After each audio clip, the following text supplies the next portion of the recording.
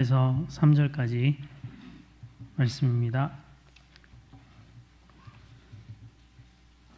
레위기 19장 1절에서 3절까지 말씀 한 절씩 교독해서 보겠습니다. 제가 먼저 1절 읽겠습니다. 여호와께서 모세에게 말씀하여 이르시되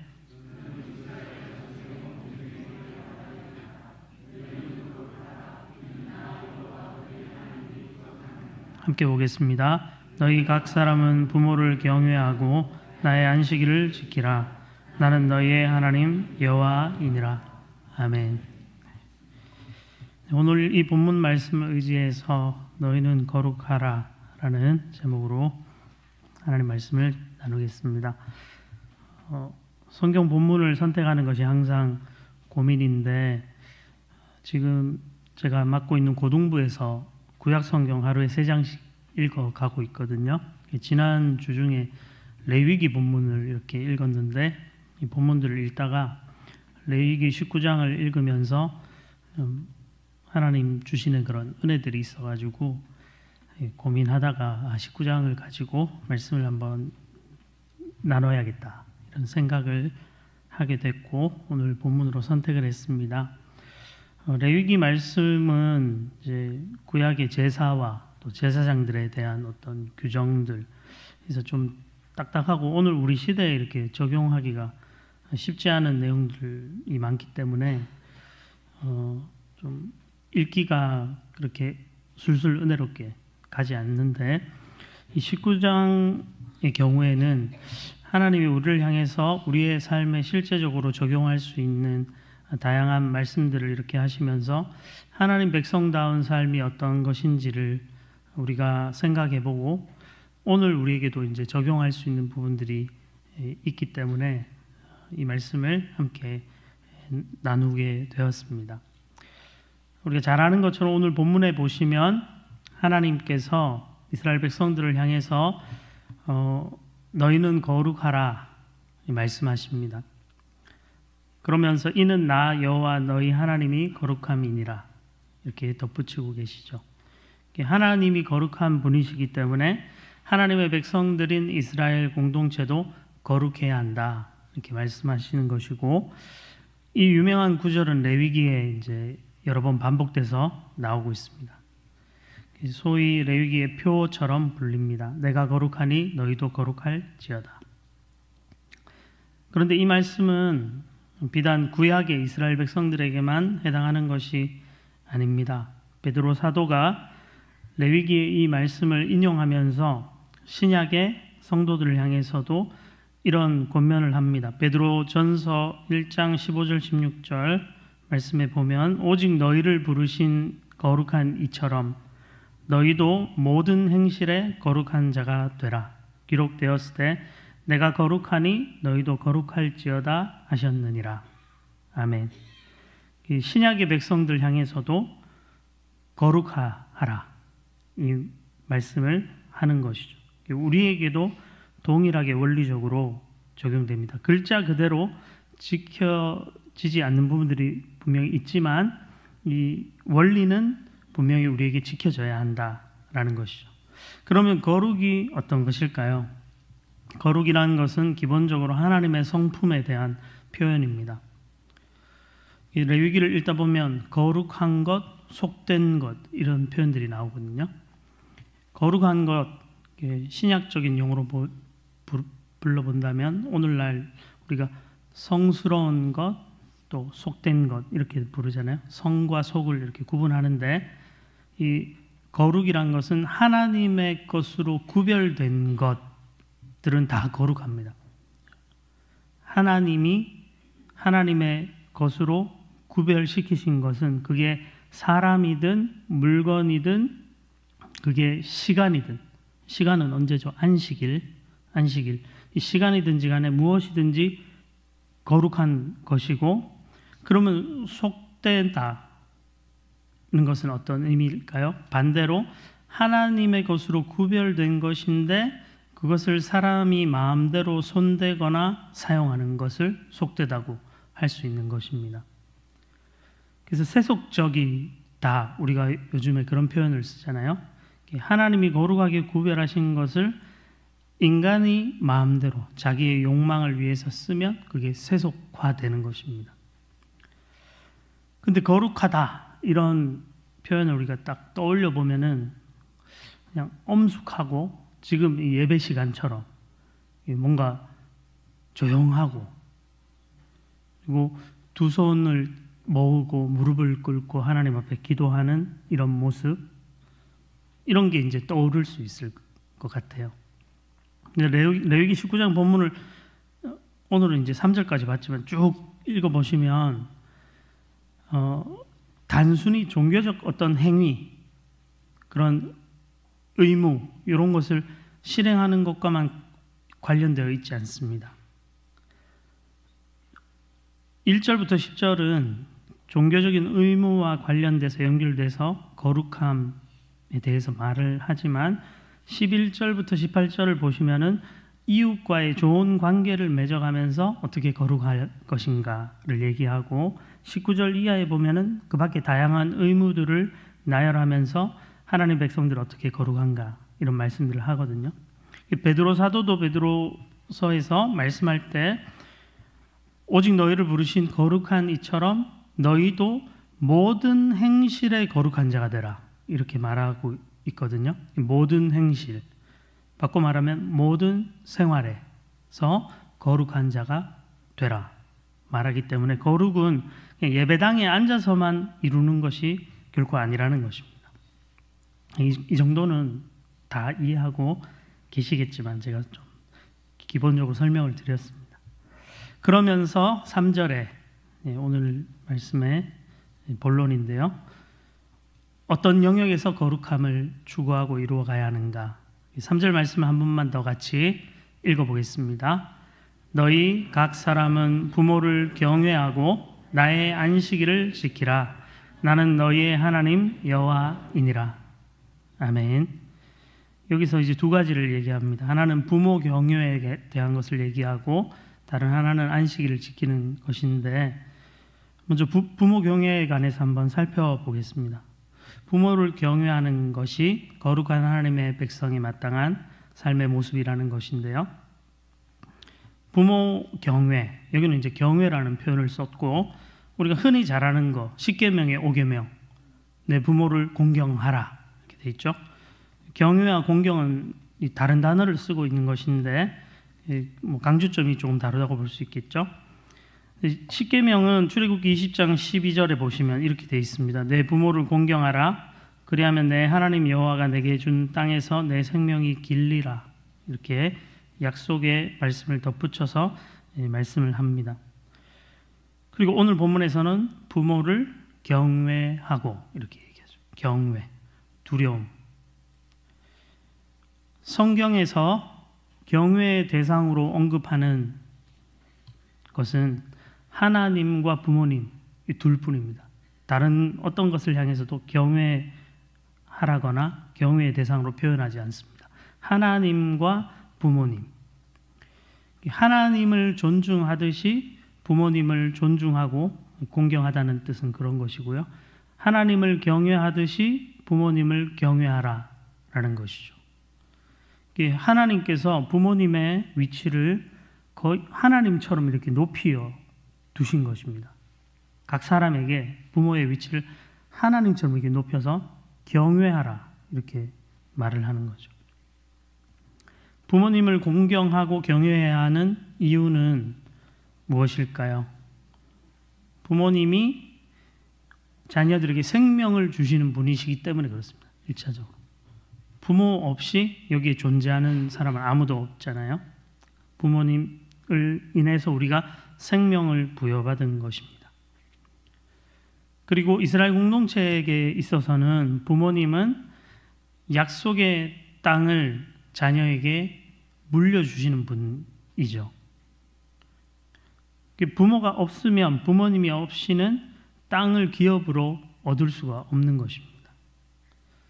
하나님이 약속하신 이 땅에서 살아간다는 것은 그들이 하나님이 택한 백성임을 보여주는 징표이고 바로 그러한 땅을 물려주는 부모를 공경하고 경외하는 것이 마땅하다는 것이고요.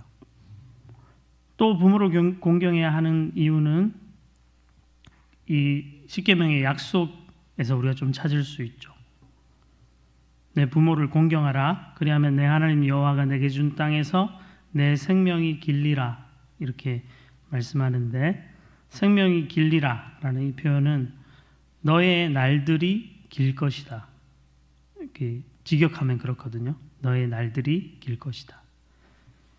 인생의 모든 날들이 부모님들로부터 얻은 생명에서 주어지는 것이기 때문에 나에게 이 모든 날들을 허락하신 부모님을 마땅히 공경해야 한다는 것입니다.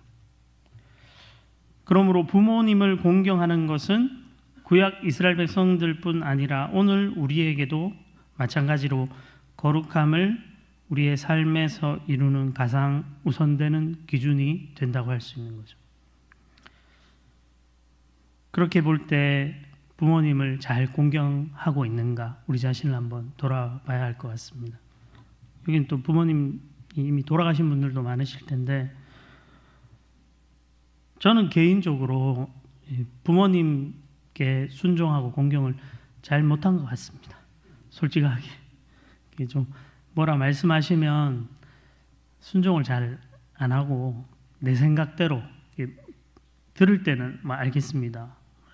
답을 하고 말은 그렇게 했지만 실제 할 때는 그냥 제 고집대로 이런 거 많이 한 것 같은데요. 그러면 우리가 부모님을 어떻게 공경해야 할까?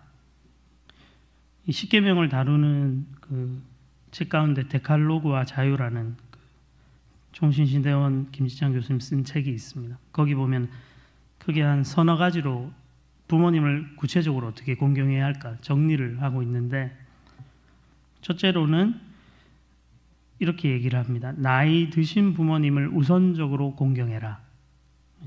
그 이야기를 하는 이유는 이 십계명의 1차 대상이 30대에서 50대의 장년들이기 때문에 그렇습니다. 내 이웃의 아내를 탐내지 말고 뭐 이런 표현들을 봐서는 결혼한 이 장년들을 향해서 지금 하나님이 십계명을 1차적으로 말하시기 때문에 그들의 부모님이 이제 연로하신 부모님인 거잖아요. 그래서 나이 드신 부모를 우선적으로 공경해라 라고 말을 하는 거죠. 부모의 통제를 받지 않는, 어쩌면 부모님보다 더 육체적으로 경제적으로 더 강해진 자녀들이라면 연로해지신 부모님을 우선적으로 공경해야 한다는 것입니다. 이게 연세가 들어가실수록 부모님을 더 공경하고 더 순종해야 한다. 이게 성경의 가르침이라는 것이죠. 근데 통상적으로는 연세가 들어가시면 점점 더 순종하고 공경하는 것이 약화됩니다. 그렇죠. 내가 힘을 가지면, 내가 힘이 없을 때는 부모님을 좀 잘 순종하다가 내가 스스로 뭔가를 다 할 수 있게 되면 부모님 공경과 순종이 약화되는 것이기 때문에 이런 이야기를 하고요. 두 번째로는 노부모에 대한, 연로하신 부모님에 대한 핍박과 박해를 멈춰라. 이런 의미가 있다는 것이죠. 부모를 공경하는 데 있어서 연로하신 부모님, 약해지신 부모님을 세상에서는 얼마든지 핍박하고 박해할 수 있기 때문에 그렇게 해서는 안 된다라고 하시는 겁니다. 성경이 나이 드신 부모님이 얼마나 약한 존재인지를 여러 군데서 얘기하죠. 잠언 19장 26절 말씀 보면은 아비를 구박하고 어미를 쫓아내는 자는 부끄러움을 끼치며 능욕을 부르는 자식이니라, 이렇게 말씀하죠. 이게 아버지를 구박하고 어머니를 쫓아내, 아버지를 향해 혼내고 자녀들이, 그리고 어머니를 쫓아내는 이런 일을 얼마든지 인간이 할 수 있다는 거죠. 제가 목회 이렇게 하게 되기 전에 사회복지 공무원 생활을 잠시 했다고 몇 번 말씀드렸잖아요. 그때 그 민원이 자꾸 이렇게 들어온 경우가 있었습니다. 그분 이제 냄비를 자꾸 태우시던 할아버지셨는데 치매가 약간 오셔가지고 가볍게 라면을 끓이시다가 올려놓은 걸 잊고 딴 거 하시다가 자주 이걸 태우시는 거예요. 그 연기 나고 이게 타는 냄새 나면서 주변에 옆집 윗집이 불안하잖아요. 불 날까봐 민원을 자꾸 넣으면 저기 뭐 경찰서에도 넣고 소방서에도 넣고 동사무소로도 넣고 민원을 저희가 받았으니까 집에 이제 방문해 가지고 상황을 보고 얘기 나누고 이렇게 했는데 이 할아버지가 이제 젊은 시절에 교장 선생님까지 하신 분이셨어요. 근데 몇 해 전에 아내가 먼저 소천하시고 혼자 남게 되었는데 치매까지 오신 거죠. 그러면 마땅히 자녀들이 이 부모님을 아버지를 돌봐야 되는데 자녀들이 이 아버지를 방치하고 있는 것입니다. 막내딸 한 명만 아버지에게 와서 왕래를 하는데 그 딸마저 알코올 중독이었어요. 도움이 더 안 돼. 더 힘들어요. 오면 싸우고 술 먹고 소리 지르고. 근데 이 자녀들은 왜 이 아버지를 방치할까? 충분히 공부하신 분이고 자녀들도 잘 가르치셨을 것 같은데 나중에 이제 저희가 이렇게 환경들을 이렇게 살피다 보니까 이분이 이제 은퇴하시면서 연금 받으시잖아요. 다달이 받을 수도 있고 일시불로 받을 수 있고 일시불로 받으셨어요. 그래가지고 자식들한테 일찍이 다 나눠주셨어요. 그러니까 자녀들이 이 아버지에게 더 이상 기대할 게 없는 거예요. 그래서 이 아버지를 치매가 오셨는데도 이렇게 불을 내시는데도 이렇게 내버려 두는 거죠. 인간이 이렇게 참 악하고 나쁠 수 있는 것일까? 저는 그 할아버지를 이렇게 보면서 위로의 말도 하고 뭐 도와드릴 수 있는 부분들을 이렇게 했지만 그게 너무 안타깝기도 하고 좀 안쓰럽기도 하고 그리고 그렇게 몇 개월 후에 돌아가셨어요. 얼마든지 세상에서는 연로하신 부모를 핍박하고 박해할 수 있다. 하나님의 나라의 안에서도 그런 일이 있을 수 있고 그러나 하나님의 백성들은 절대 그렇게 해서는 안 된다. 물론 뭐 다 사정이 있겠죠. 자녀들도 이 부모에게 받은 뭐 문제들, 상처들 있을 수 있겠지만 그렇게 해서는 안 된다. 인간으로서, 하나님의 백성으로서 그렇게 말씀하는 것이고요. 마지막 세 번째로는 구체적인 물질로 봉양하고 나이든 부모님의 자유를 보장해 줘야 한다라고 그 책에서 이제 설명을 하고 있습니다. 권하는 것이죠. 고대 근동의 입양과 상속 계약서를 보면은 공경한다는 부모를 공경한다. 입양과 상속 어떤 사람을 나의 그 자녀로 입양할 때 친자가 아니지만 입양하면 상속과 입양 계약서를 썼는데 거기 보면 부모를 공경한다는 그런 약속을 넣는다는 거죠. 근데 거기에 보면 그 계약서 상에 보면 물질적인 봉양을 하는 것이 적혀 있다는 것입니다. 죽을 때까지 매년 옷은 몇 벌, 음식은 어떻게 제공하겠다. 죽은 후에 예를 갖춰 장례를 지내겠다. 이런 식의 그 입양 상속 계약서를 고대 근동에서 썼다는 거죠. 충분히 그것이 필요하다는 것을 당시 사람들로 인지를 했다는 것입니다. 그렇다면 오늘 우리가 살아가는 이 세상 속에서도 부모님들을 향해서 구체적으로 물질로 봉양하면서 이 나이 드신 부모님의 자유를 보장해 주는 이 물질이 있어야 자유를 얻잖아요. 물질이 없으면 돈이 없으면 자유를 잃는 것이니까 그렇게 해야 한다. 제가 아는 어떤 형님이 이제 결혼할 때 서약할 때 좀 희한한 형님이 그 부모님께 양가 부모님께 매달 얼마씩 용돈을 꼭 드리겠습니다. 결혼 서약하는데 그 얘기 하더라고요. 저는 안 했습니다. 저는 자신이 없었는데 어쨌든 구체적으로 그 예식에 오신 분들 앞에서 공개적으로 그 딱 약속을 딱 하더라고요. 그러면 이제 공식화됐으니까 지켜야 되잖아요. 그게 정말 필요하신 거죠. 부모 공경, 부모를 경유한다는 것은 구체적으로 이렇게 실천을 해야 한다라는 것이죠. 그렇다면 여기 이제 부모님이 없으신, 이미 연로하셔서 먼저 하늘나라로 보내신 분들도 많이 계시잖아요. 나는 이제 공경할 부모가 없다.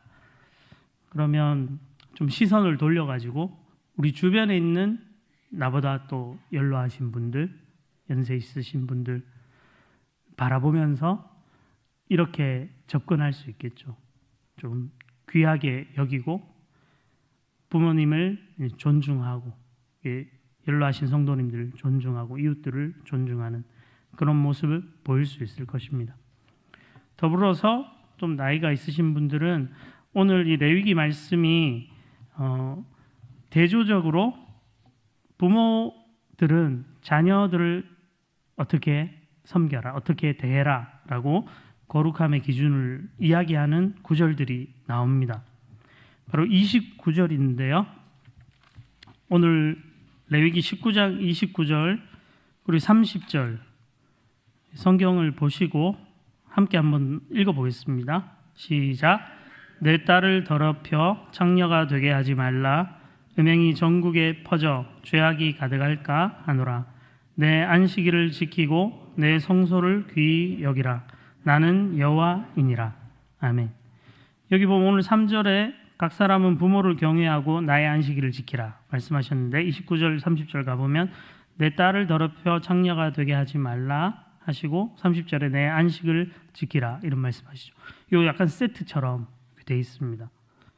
이 부모의 입장에서는 자녀들을 어떻게 대해야 하는가 한 가지 우리가 살펴볼 수 있는 그런 말씀이 적혀 있는 거죠. 내 딸을 더럽혀 창녀가 되게 하지 말라. 이게 무슨 의미일까요? 하나님이 주신 자녀를 경제적인 이유 때문에 기생으로 팔아넘기는 부모가 있었다는 것입니다. 돈 때문에, 어떤 문제 때문에 내 자녀들을 이렇게 물건처럼 매매하듯이 취급하는 그런 사람들이 당시에 있었다는 거죠. 절대 그렇게 하지 마라. 그렇게 되면 하나님 백성으로서 자기 집안과 그 딸과 부모의 명예를 다 더럽히는 것이고 거룩함을 훼손하는 것이기 때문에 금지하시는 것입니다. 한나는 사무엘을 하나님께 드렸죠.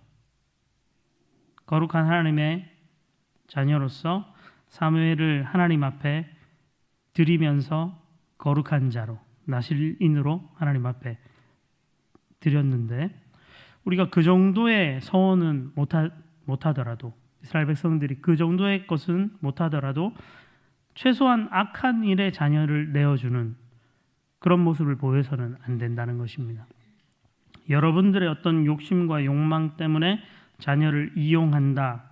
이건 부모로서 절대 해서는 안 되는 일이고 그것은 하나님의 백성의 거룩함을 훼손하는 악이다. 이렇게 하나님 말씀하시는 거죠.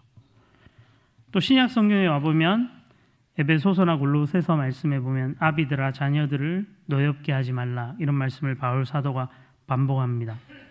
말과 행실을 포함해 가지고 자녀들을 대하는 태도가 그들을 분노하게 한다면 그것은 하나님 백성의 모습이 아니라는 거죠. 전 종종 이제 자녀들과의 관계가 힘드셔서 어려움을 호소하는 성도님들의 그런 이야기를 듣거나 상담을 이렇게 할 때가 있습니다. 참 쉽지 않죠. 우리가 가장 인간관계에서 가까운 사이들이기 때문에 제일 상처도 많이 주고 상처도 많이 받고 어떨 때는 대화도 더 이상 하지 않고 관계도 그냥 끊어버리는 일들까지 있는 그런 아픔이 있습니다. 근데 우리는 하나님의 백성으로서 자녀들을 존중하고 그들이 분노하게 하거나 우리로 인해서 분노하게 되거나 이런 일을 해서는 안 된다는 것입니다. 최근에도 이제 그런 상담을 제가 받았는데 구체적으로 이제 밝힐 수는 없지만 자녀와의 관계가 너무 힘들다, 어렵다. 근데 본인이 이제 본인 이야기를 쭉 하시면서 자녀에게 잘못한 부분들을 말하시더라고요. 스스로 느끼기에. 제가 이제 권해드린 건 진심으로 사과를 하셔라. 이게 어렵잖아요.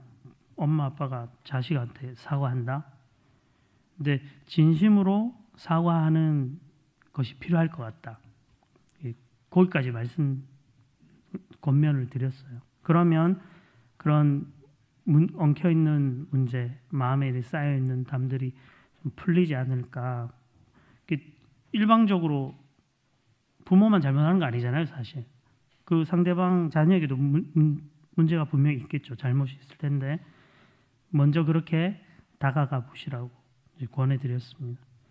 여러분들의 자녀를 그렇게 대하시는 것, 그들이 노하지 않게 하는 것, 이것이 부모로서 하나님의 백성으로서 우리에게 요구된다는 것입니다. 오늘 말씀을 정리해 보면요, 우리는 하나님의 거룩한 백성으로서 이런 예배의 자리에서만 거룩함을 드러내는 자들이 아닙니다.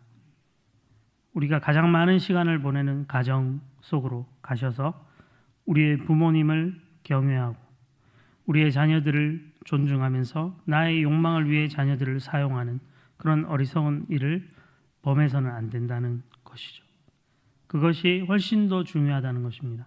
자녀들과 다정하게 대화하는 것, 자녀들의 이야기에 귀를 기울이는 것, 부모님을 존중하고 부모님의 말씀에 순종하고 그분과 시간을 보내는 것, 이런 것이 하나님의 백성에게는 어쩌면 훨씬 더 중요하다. 그래서 하나님이 부모를 경외하고 안식일을 지키라는 이 말씀을 부모 경외를 먼저 앞에 하시고 안식일을 지키라 하시는 것 같아요. 내가 거룩하니 너희도 거룩하라, 이렇게 말씀하신 하나님의 뜻을 따라서 우리 성도님들의 가정 안에서 부모님을 사랑하고 자녀들을 사랑하시면서 거룩함을 이루어 가시는 우리 복된 아멘교회 성도님들이 다 되시기를 간절히 소망합니다. 기도하겠습니다. 사랑과 은혜가 많으신 하나님 아버지, 감사를 드립니다. 내가 거룩하니 너희도 거룩하라 말씀하시는 주님, 우리가 하나님의 거룩한 자녀로서 이 세상 속에서 거룩한 삶 살기를 소망합니다.